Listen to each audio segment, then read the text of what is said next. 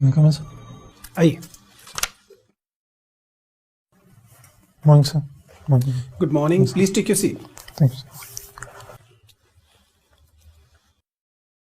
You're Mr. Shreyans. Yes, sir.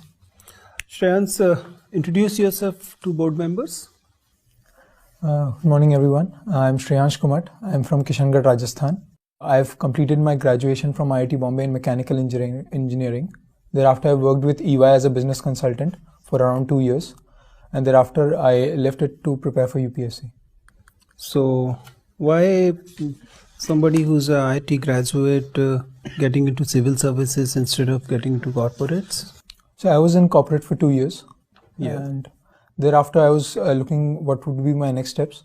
And I was going through different opportunities that I can get.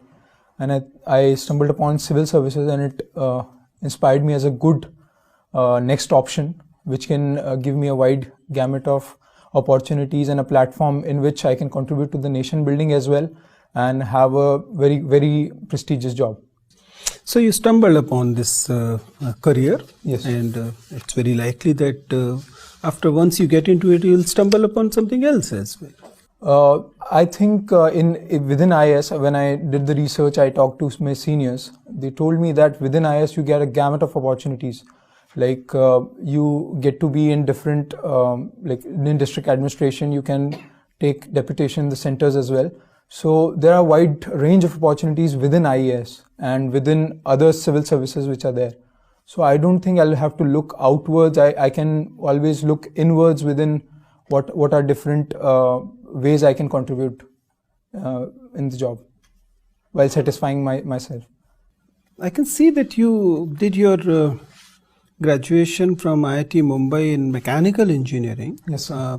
One of the subjects which is available in civil services is optional. Yes. But you went on to choose anthropology. You never studied. So why this infidelity to your own discipline? So I would not say it is an infidelity. So it was more like when I started preparing for UPSC. At the time, I consulted few seniors, and they told me that covering the 8 semesters of mechanical engineering would take a lot more time, and taking a humanities subject would help me in general studies as well. So that's why I started looking out for which humanities subject which can interest me a lot. So at that time, I came upon *Sapiens* by Yuval Noah Harari. It's a book. So I read that, and like it was about the history of mankind. And like it got me really interested how we origined, and what we have today has a lot of civilizational history. And that is why I got interested into anthropology, and I thought this is the humanities subject that I can take. Okay. Shreyans, since you studied anthropology and you said you studied human development with great interest, tell me, what are anthropological bases of patriarchy? So when during the course of evolution, what has happened that the erect posture came upon human beings, and because of that the birth canal shortened, and the human babies started to come out as underdeveloped children. So the woman at that time had to take care of the children. So that particular thing led to a culture or a society in which division of labor had to happen. And in many society, that particular thing led to patriarchy. And you agree by the theory, or you believe there are some shortcomings in it? The theory, as per se, is valid for many societies, but there are many societies where we see matriarchy as well, or let's say egalitarian societies as well. So in some parts the theory is correct. If we agree to the main aspects of this theory, it appears that the cost of development of Homo sapiens into erectus and a big skull human being was born by women of the society. Yes, yes. Do you believe that anthropology is unjust to women? I don't think so. Anthropology as such. Human development is unjust to women. That is how it has happened biologically, you can say. But now, with our rationality in the society, we are able to identify that such thing has happened, and now we are trying to make sure that all the injustices are taken care of and empowerment of women happens. But if we look at our role as society and as a political class against the women reservation bill in the parliament, it appears that we are not adequately prepared to compensate for what we did in the past. So I think the change will have to come from the society itself, and slowly, as we can see, there are social reformers who are pushing towards it, and we need to generate the consensus and the political will to ensure that the much needed thing is done. Do you believe if we had a women in the leadership position for say another 2 decades after Indira Gandhi, we might have been in a different pedestal on gender justice thing? So woman leader at the top would have given role models to many women, and they would have come out and made sure that they are able to get their rights. So that would have definitely helped. But at the top, it is one thing, but the movement has to come from the grassroots as well. So it has to be a balance of both. So that would have definitely helped. Thank you, Shreyans. Dr. Tan.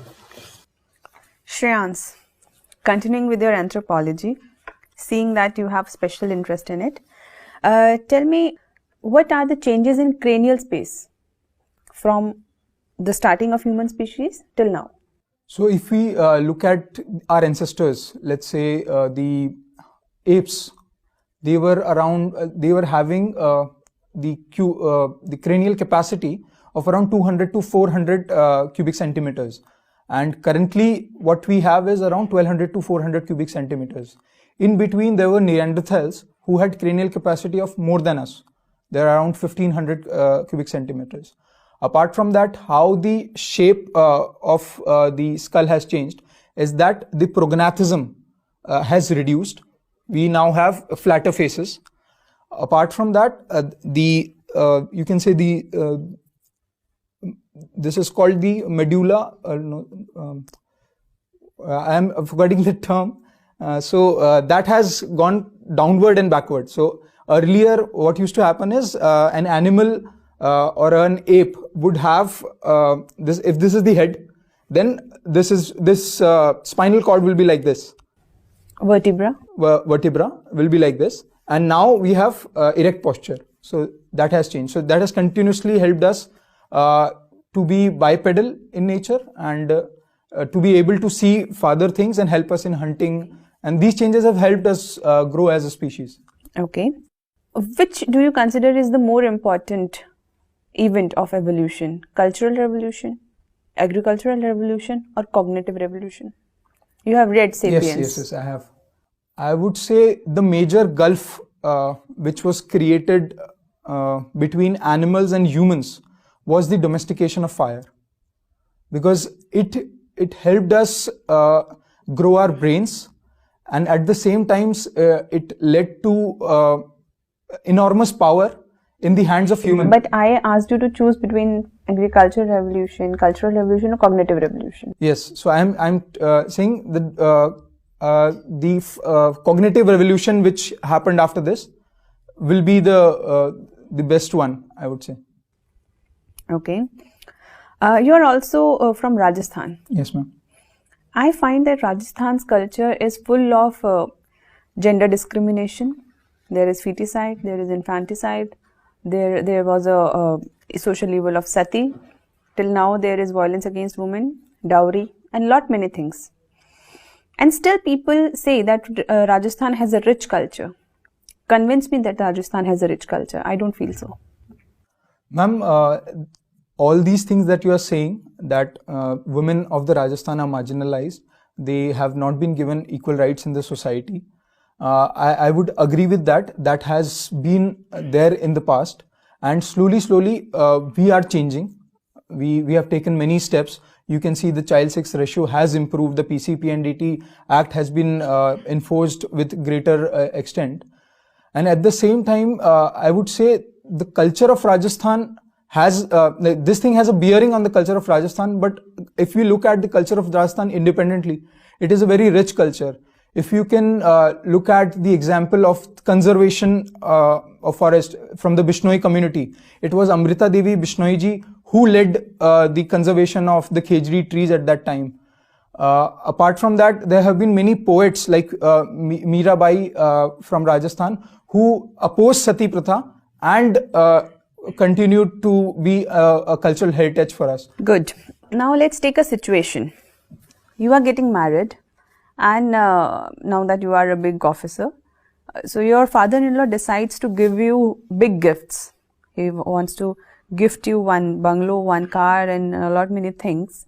And he insists that this is not some kind of a dowry, but rather a gift to his daughter or his son-in-law. So, what would be your stand? Ma'am, I would first try to understand what is the reason why he is giving me so many gifts. I will talk to my parents as well and talk to my wife, so to get to understand what is the motivation or intention behind those gifts. If it has anything which can hamper my professional work, then I would refuse that particular. You are a Jain. Yes, ma'am. So there is I have seen that many Jain sadhus who are very young, Bal sadhus, there is a practice of Bal sadhu. What do you think of that practice? Ma'am, if a person attains vairagya, detachment from the world, it can be at any age.